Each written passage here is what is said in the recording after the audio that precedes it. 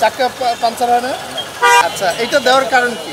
এটা তো ট্রেনিং দিচ্ছে আপনাদেরকে।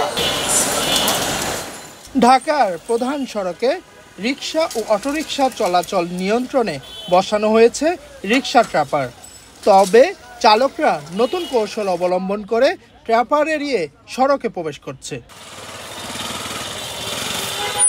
সম্প্রতি দেখা গেছে কিছু অটোরিকশা চিকন চাকার পরিবর্তে মোটা চাকা ব্যবহার করছে।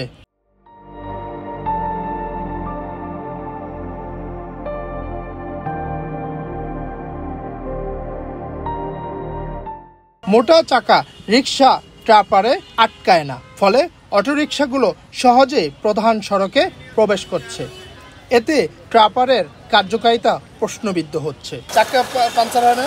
সবাই তো আসলেই তো চাকা পাঞ্চার হয়ে যাচ্ছে। তাহলে তেরসিবেল সোজাবেল যাওয়া লাগবে, আর সোজাবেল যাওয়া যাবে না, তেরসিবেল যাওয়া লাগবে। মানে রিক্সাটার উপরে তেরা করে দিতে হবে। তেরা করে দিতে, তাহলে আর কিছু হবে না? কিছু হবে না। আচ্ছা, এটা দেওয়ার কারণ কি? এটা তো ট্রেনিং দিচ্ছে আপনাদেরকে। এই রিক্সা ট্র্যাপার অতিক্রম করে যারা যাচ্ছেন তাদের দাবি এটা তেমন কোনো কাজে আসবে না। এটা দেওয়ার কোনো মানি আছে? কোনো মানি নেই, ক্ষতি করা হয়েছে। আর বন্ধ করে দেওয়া হবে, বন্ধ করে দেওয়া হোক একবারে, একবারে বন্ধ করে দেওয়া হোক। এটা দেওয়া কোনো মানুষের, গরিব মানুষের হয়রানি করা যায়। অটোরিকশার জন্য এই ট্র্যাপার স্থাপন করা হলেও সবচেয়ে বেশি বিপাকে পড়ছেন প্রাইভেট কার চালকরা। লোহার পিচ্ছিল ট্র্যাপারে অনেক সময় আটকে যায় বড় চাকা। প্রাইভেট কার যায়, স্লিপ খায়, প্রাইভেট কার পিছিয়ে পড়ে, আবার যাইতে পারে না। যে কোনো গাড়ি ডিস্টার্ব হয়, হুন্ডা গেলে চিত্তরে পুরো জায়গা। নিরাপত্তা ও ট্রাফিক ব্যবস্থাপনায় বেশিরভাগ মানুষ চাইছেন যেন অটোরিকশা মূল সড়কে না ওঠে।